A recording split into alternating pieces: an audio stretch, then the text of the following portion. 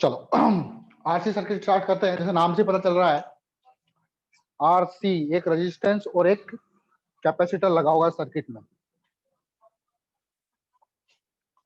ठीक है, एक रेजिस्टेंस और एक कैपेसिटर। तो सर्किट बनाते हैं सबसे पहले हम लोग।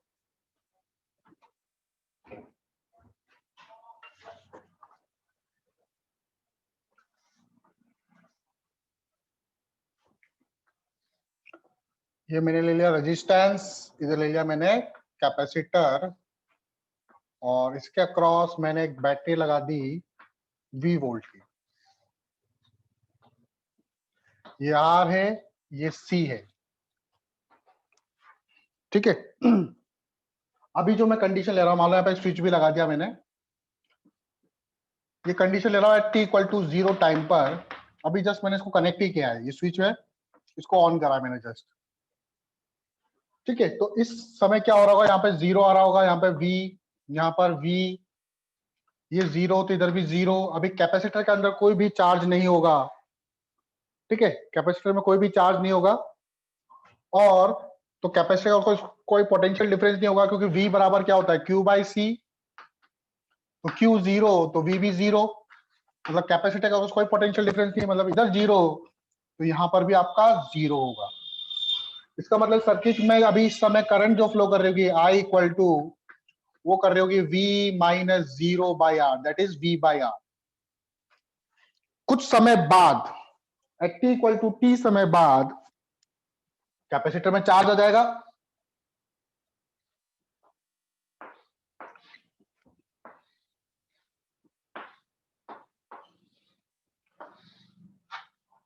कैपेसिटर में मैंने मान लिया Q चार्ज आ गया, इधर आ गया प्लस Q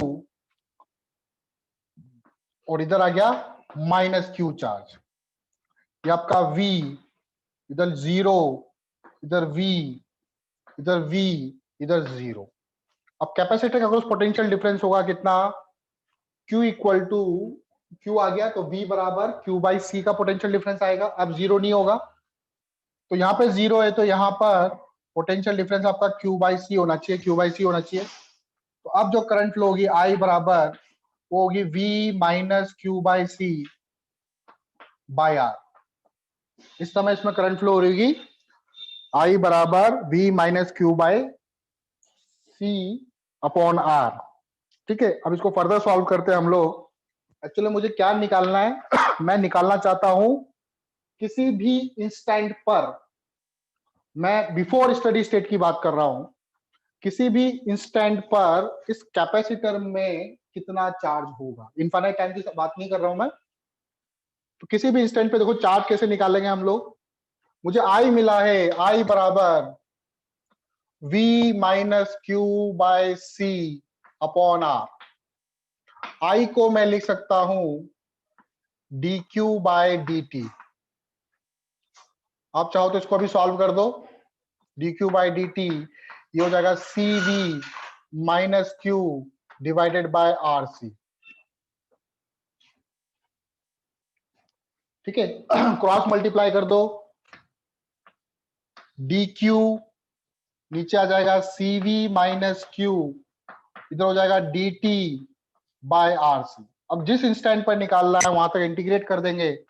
इंटीग्रेट कर दिया, 0 समय पर ये चार्ज किसका है, कैपेसिटर का चार्ज है। कैपेसिटर Q जो मैंने रिप्रेजेंट किया था वो कैपेसिटर पे चार्ज था, तो 0 टाइम पे कैपेसिटर पे चार्ज था Q, सॉरी 0 चार्ज था, और t समय बाद मैंने इस पे चार्ज मान लिया Q। अब 1 अपॉन CV माइनस Q का इंटीग्रेशन क्या होगा, ये आपको इंटीग्रेशन आना चाहिए। तो इसका इंटीग्रेशन होगा minus ln CV minus Q, minus ln CV minus Q। Limit कहां से कहां तक, 0 से लेके Q तक, और RC यहाँ पे कांस्टेंट है, तो यहाँ पे हो जाएगा T बाई RC। मैंने डायरेक्टली सॉल्व कर दिया, ठीक है, लिमिट भी लगा दी। अब यहाँ पर एक बार Q की जगह ये Q रखेंगे, एक बार Q की जगह ये 0 रखेंगे हम लोग। तो यहाँ पे हो जाएगा minus ln CV minus Q minus minus plus ln CV equal to T by RC, equal to T by RC। अब यहां पर आता हूं वापस में,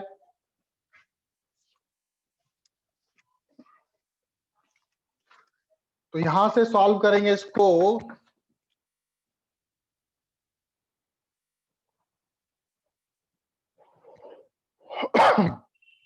ऐसा करता हूं मैं, ये माइनस साइन जो है उसको बाहर अंदर ही रहने देता हूं, ठीक है। माइनस साइन को उधर ले जाता हूं मैं। L N A minus L N B क्या होता है, C V minus Q divided by C V हो जाएगा इधर। इधर हो जाएगा माइनस साइन में यहाँ पे ले आया, minus T by R C. ठीक है, इसको सॉल्व करना आता ही आप लोगों को। क्या होता है, L N X equal to Y हो तो E to the power Y equal to X होता है। तो ये भी हो जाएगा आपका C V minus Q divided by C V equal to E to the power minus T by R C. मुझे एक्चुअल में ये क्यू चाहिए, क्रॉस मल्टीप्लाई कर दो, C V minus Q equal to C V E to the power minus T by R C.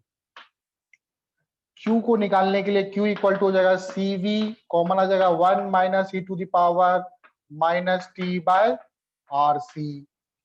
ठीक है, ये आपका चार्ज आ जाएगा किसी भी इंस्टेंट पर। एक्चुअल में C into V, C into V क्या है, सी इंटू वी निकालने के लिए देखो क्या करो, अगर मैं टाइम इनफाइनाइट ले लू तो e की पावर माइनस टी मतलब 1 बाय ई इनफाइनाइट हो जाएगा, e की पावर इनफाइनाइट क्योंकि माइनस में पावर है। और e की पावर इनफाइनाइट क्या होता है, इनफाइनाइट ही होगा। तो ये वाली जो टर्म है वो जीरो हो जाएगी, तो q इक्वल टू हो जाएगा, q मैक्स आ जाएगा, q मैक्स इक्वल टू हो जाएगा cv। ये मैक्सिमम चार्ज है कैपेसिटर पे। मैक्सिमम चार्ज कब आएगा, जब समय बहुत ज्यादा बीत जाएगा, इनफाइनाइट समय हो जाएगा। तो इनफाइनाइट समय बाद जो चार्ज आएगा वो कितना आ जाएगा, cv चार्ज आ जाएगा। ठीक है, तो Q बराबर किसी भी इंस्टेंट पर Q इक्वल टू, आप ऐसे भी लिख सकते हो Q मैक्स की वैल्यू कितनी होगी, CV होगी 1 minus E to the power minus T by R C. ठीक है, इसको याद करना है आप लोगों को। किसी भी इंस्टेंट पर जो कैपेसिटर पे चार्ज होगा वो होगा CV 1 minus E to the power minus T by R C. तो ये इक्वेशन हमें क्या प्रोवाइड करती है, this equation provide Q as a function of T, और T इंफाइनाइट पर Q कितना हो जाएगा, CV हो जाएगा। ठीक है। अच्छा, इसमें और भी चेंजेस कर सकते हैं हम लोग। एक्चुअल में R इंटू सी को, इसको टाउ बोलते हैं, आर सी को टाइम कांस्टेंट टाउ। ठीक है, टाइम कांस्टेंट बोलते हैं इसको आर सी को। इसकी यूनिट भी क्या होगी, जो टाइम की यूनिट होती है वही यूनिट होती है। यूनिट क्या होगी इसकी भी, इसकी यूनिट भी सेकंड ही होगी, जो टाइम की यूनिट होती है, वो टाइम कांस्टेंट है ये। तब क्या फॉर्मूला आ जाएगा आपके पास, तब आ जाएगा आपके पास Q बराबर Q max 1 minus E to the power minus T by tau. Tau क्या होता है, आरसी। ठीक है, अब इसका ग्राफ बनाना चाहूं मैं, ग्राफ कैसे बनेगा,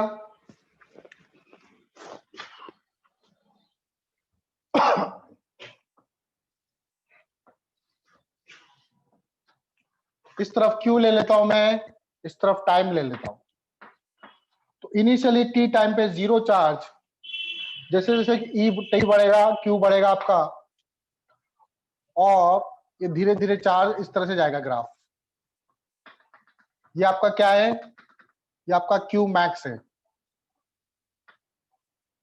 ठीक है, ये आपका Q मैक्स इक्वल टू क्या होगा आपका, CV होगा।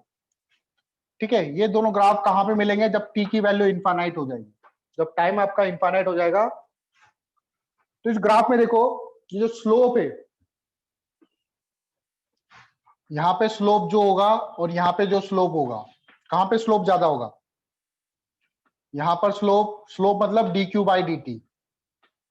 ठीक है, आप लोगों को दिख नहीं रहा होगा। यहाँ पे स्लोप अगर देखो dq बाई dt, और यहाँ पे स्लोप देखो dq बाई dt, तो जैसे जैसे हम आगे बढ़ते जा रहे हैं स्लोप क्या होता जा रहा है आपका, जैसे जैसे टाइम बढ़ रहा है, as t इंक्रीजेस, स्लोप क्या हो रहा है, डिक्रीज होता हुआ जा रहा है। आई क्या हो रहा है आपका, डिक्रीज हो रहा है। ठीक है, Q तो बढ़ रहा है लेकिन I क्या हो रहा है, I डिक्रीज हो रहा है, लेकिन कैपेसिटर पे चार्ज बढ़ रहा है। I डिक्रीज होने का मतलब क्या है, करंट की वैल्यू क्या होती जा रही है, कम होती हुई जा रही है। करंट की वैल्यू कम होती हुई जा रही है, इसका मतलब dq बाई dt ये डिक्रीज हो रहा है।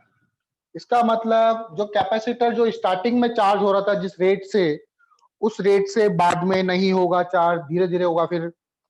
ठीक है, आप लोगों ने भी देखा भी होगा, बताता हूं पहले अभी। तो रेट ऑफ एक्यूमुलेशन, ये dq बाई dt क्या होता है, rate of accumulation of charge on plate. Rate of accumulation of charge on plate,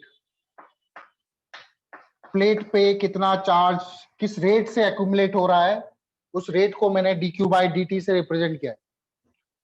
तो जैसे जैसे टाइम बढ़ेगा करंट तो घटेगा, करंट घटेगा मतलब dq बाई dt घटेगा, dq बाई dt चार्ज बढ़ेगा कैपेसिटर में। ठीक है, आप ऐसे लिखते हो, as time increases q increases but I decreases, current घटेगी, करंट घटेगी इसका मतलब dq बाई dt घटेगा। तो dq बाई dt घटेगा मतलब rate of accumulation of charge on plate. देखो यहां से आपको दिख रहा है ग्राफ से, जो स्लोप है यहाँ पे करंट ज्यादा है, फिर करंट क्या होती जा रही, कम होती जा रही, फिर बाद में इनफाइनाइट पे करंट बिल्कुल जीरो हो जाएगी। तो rate of accumulation charge on plate आपका डिक्रीज होता हुआ जाएगा। ठीक है, आप लोगों ने प्रैक्टिकल में भी देखा होगा शायद, जो मोबाइल वगैरह होते हैं, अगर मान लो पूरा कंप्लीटली डिस्चार्ज हो गया, मोबाइल आपके कंप्लीटली डिस्चार्ज हो गए और आपने उसको चार्जिंग पे लगाया, मोबाइल को कंप्लीट डिस्चार्ज मोबाइल को, तो आप देखोगे 5 मिनट के अंदर ही वो 10% या 20% चार्ज हो गया होगा। कितने मिनट में, 5 मिनट में वो 20% चार्ज हो गया होगा, बंद करके लगाया होगा अपने। और जब वो 95% पे पहुंच गया होगा, मान लो सपोज करो, तब आप देखोगे 95 से लेके 100% चार्ज होने में शायद वो आधा घंटा भी लगा दे, या 15 या 20 मिनट लगा दे। आप देखोगे 95 से 96 हो गया, 97 हो गया, लेकिन 100 होने में इतना टाइम लगा रहा है। तो शुरू के जो 0 से लेके 20% तक जो चार्ज है वो 5 मिनट में हो गया, लेकिन शुरू के जो ये 5% जो चार्ज है, या फिर मैं यहां से बोल देता हूँ 80 से लेके 100% तक ये 20 मिनट में चार्ज होगा। मतलब टाइम बाद में क्या करेगा, ज्यादा लेगा। तो क्या हो रहा है, शुरू में तो चार्ज जल्दी जल्दी एक्यूमुलेट होते जा रहे हैं, लेकिन बाद में चार्ज धीरे धीरे एक्यूमुलेट हो रहे हैं। ठीक है,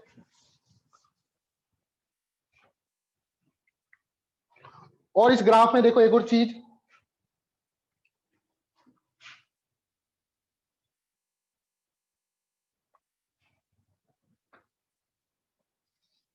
अगर मैं समय ले लू इसमें t इक्वल टू टाउ समय ले लेता हूं, t की वैल्यू भी टाउ लेता हूं, तो q बराबर होगा q max 1 minus e to the power t, t की जगह भी टाउ, टाउ कैंसल, 1 आएगा, तो q मैक्स इक्वल टू हो जाएगा 1 माइनस 1 बाई। तो जब इसको सॉल्व करोगे आप लोग, e की वैल्यू होती है 2.718 कुछ समथिंग, तो ये आएगा 0.63 क्यूब मैक्स।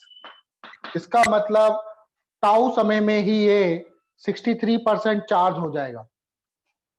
टाउ समय 63% इतना होगा, करीब 50 से ज्यादा, 50 से ज्यादा। टाउ समय में ही ये 0.63 ऑफ क्यू मैक्स हो जाएगा। 63% ये चार्ज हो जाएगा कितने समय में, टाउ समय में। ठीक, अगर किसी दो अलग अलग कैपेसिटर है, एक का टाउ बड़ा है एक का टाउ छोटा है, ठीक है, अगर मान लो फॉर टू कैपेसिटर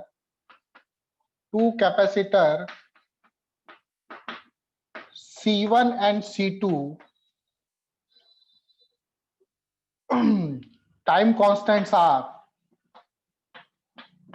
ठीक है, दो अलग अलग कैपेसिटर या फिर दो अलग अलग आरसी सर्किट है, ऐसे लिखो, for two RC circuit there is time constant tau 1 and tau 2. there is time constant tau 1 and tau 2 such that tau 1 जो है वो बड़ा है tau 2 से।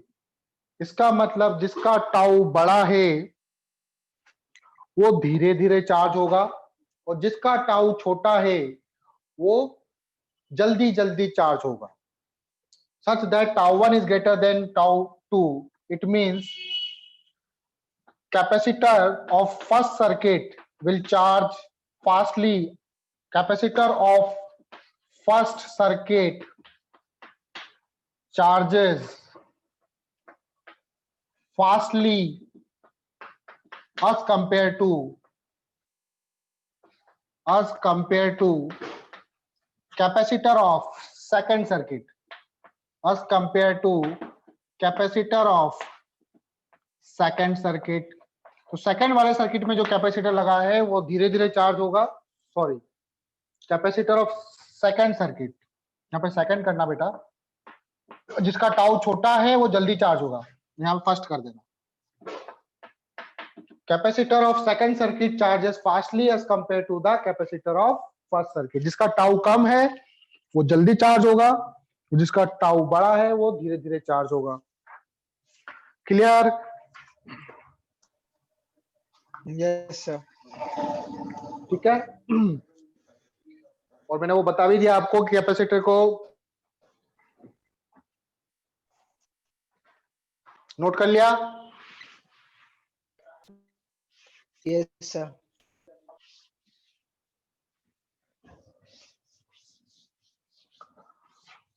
मान लो किसी कैपेसिटर को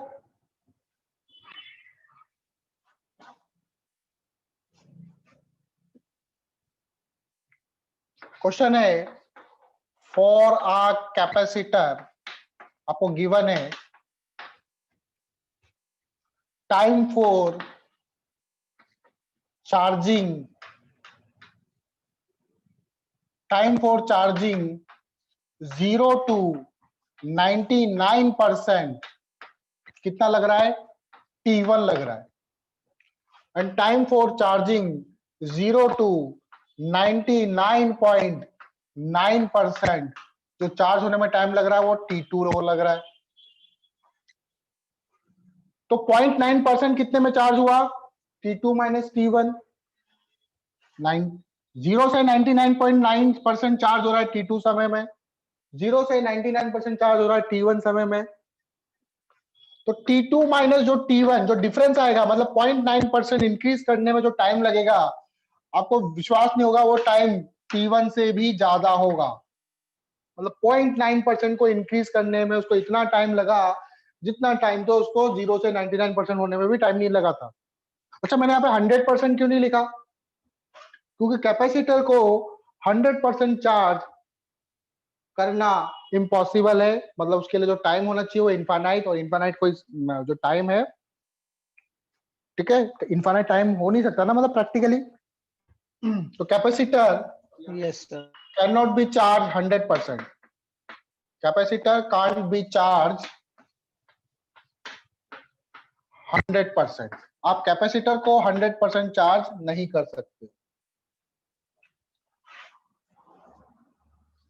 आई बात समझ में? नोट कर लो इसको।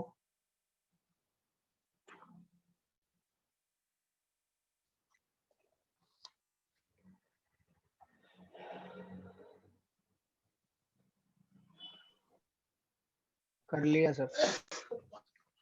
चलो आगे देखे आप। Yes sir. चलो अगला क्वेश्चन है, एक आरसी सर्किट दे रखा है आपको। उस आरसी सर्किट में हमको बताना है कि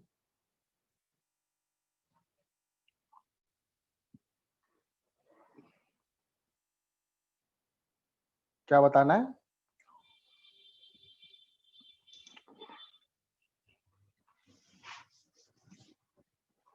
वैसे एक ही क्वेश्चन के दो लिंक है ये।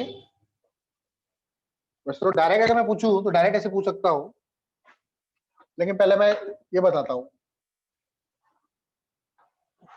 पहले क्वेश्चन है find charge on a capacitor on a capacitor if energy of capacitor, अगर उस कैपेसिटर की जो एनर्जी है, if energy of capacitor is half of maximum energy, मतलब जितनी एनर्जी उसमें स्टोर हो सकती है उस एनर्जी का, उसमें अभी जो कैपेसिटर उसके अंदर आधी एनर्जी स्टोर है, तो बताओ उस समय इस कैपेसिटर के अंदर कितना चार्ज होगा। ठीक है, तो आपको एनर्जी का फॉर्मूला पता है, आपको पता है एनर्जी का फॉर्मूला क्या होता है, हाफ सी वी स्क्वायर और भी होता है हाफ क्यू वी और क्यू स्क्वायर बाय 2c होता है। ठीक है, तो मुझे चार्ज के बारे में पूछ रहा है, तो मैं वो फॉर्मूला लगाऊंगा जिसमें चार्ज होगा। सी तो आपका कांस्टेंट रहता है, वी मुझे चाहिए नहीं। वोल्टेज पूछता तो मैं वोल्टेज के बारे में पूछता कि कितना वोल्टेज होना चाहिए कि हाफ एनर्जी हो। ठीक है, मुझे चार्ज पूछा इसने, तो मैक्सिमम यू मैक्स कितना होगा, यू मैक्स होगा क्यू स्क्वायर बाय 2c। मैंने मान लिया let charge on capacitor is, let charge on capacitor is Q. मैंने मान लिया कि अभी इस समय कैपेसिटर पे क्यू चार्ज है, तो अभी इसकी एनर्जी क्या होगी, अभी इसकी एनर्जी होगी इस फॉर्मूले के हिसाब से क्यू स्क्वायर बाय 2c। इसके बीच में क्या रिलेशन है, ये जो u है वो u मैक्स का हाफ है, ये गिवन है आप लोगों को। अभी जो एनर्जी है वो मैक्सिमम एनर्जी का हाफ है, मैक्सिमम की वैल्यू पुट करो इसमें, तो क्यू स्क्वायर बाय 2c, आप चाहो तो 2 से 2 काट दो यहाँ पे, Q square by c equal to U max put करेंगे Q square by 2c, c से c कैंसल, तो q इक्वल टू कितना हो जाएगा, q डिवाइडेड बाय √2। मतलब इस इंस्टेंट पर जो कैपेसिटर पे चार्ज होगा वो q बाय √2 होगा। इस इंस्टेंट पे जो कैपेसिटर पे चार्ज होगा वो q बाय √2 होगा। और ये q क्या है, ये मैक्सिमम चार्ज है, तो यू कैन से दैट ये q जो होगा वो cv बाय √2 होगा या q मैक्स बाय 2 होगा। ठीक है, तो कैपेसिटर पे जो मैक्सिमम, सॉरी, अगर कैपेसिटर पे हाफ ऑफ द एनर्जी है तो उस समय कैपेसिटर पे जो चार्ज होता है वो मैक्सिमम का 1/√2 टाइम्स होता है। बात समझ में आ गई? Yes, sir. चलो, इसी के आगे एक और नेक्स्ट क्वेश्चन उन्होंने पूछा, इसी से रिलेटेड है वो।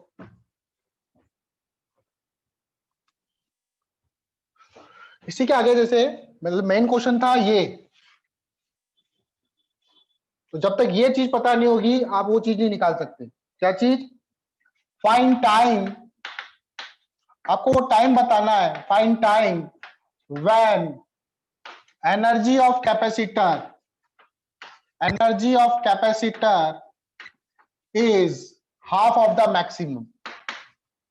कैपेसिटर के अंदर जो एनर्जी आ रही है वो मैक्सिमम एनर्जी का हाफ ही आ रही है, तो उस समय कितना टाइम लग जाएगा उसको इतनी एनर्जी स्टोर करने में, मैक्सिमम एनर्जी का हाफ एनर्जी स्टोर। तो आपको पता चल गया कि मैक्सिमम, सॉरी, जो हाफ ऑफ द एनर्जी होती है उस समय चार्ज कितना आता है, cv बाय √2 आता है। तो हम लोग डायरेक्ट चार्ज वाला फॉर्मूला लगा देंगे। क्या फॉर्मूला था, q बराबर cv 1 minus e to the power minus t by tau.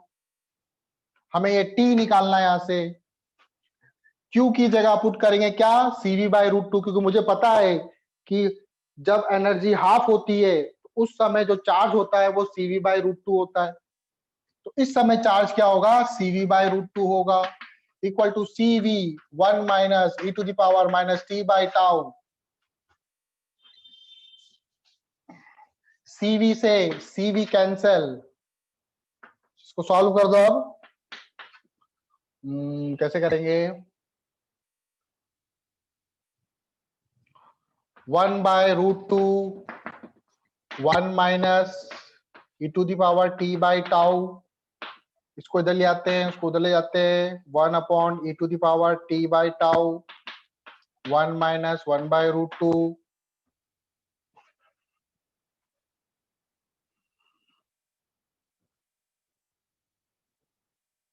ठीक है, अब क्या करें, एलसीएम लेना चाहो तो एलसीएम ले लो, √2 - 1, तो e to the power t क्या हो जाएगा, e to the power t by tau, ये हो जाएगा √2 डिवाइडेड बाय √2 - 1। दोनों तरफ लॉग ले लो, लॉग लेगो तो t बाई टाउ हो जाएगा, t बाय टाउ ये हो जाएगा ln √2 डिवाइडेड बाय √2 - 1, t बराबर हो जाएगा टाउ ln √2 डिवाइडेड बाय √2 - 1। तो ये आपका टाइम हो जाएगा, इतने टाइम बाद कैपेसिटर के अंदर एनर्जी हाफ हो जाएगी। आया समझ में?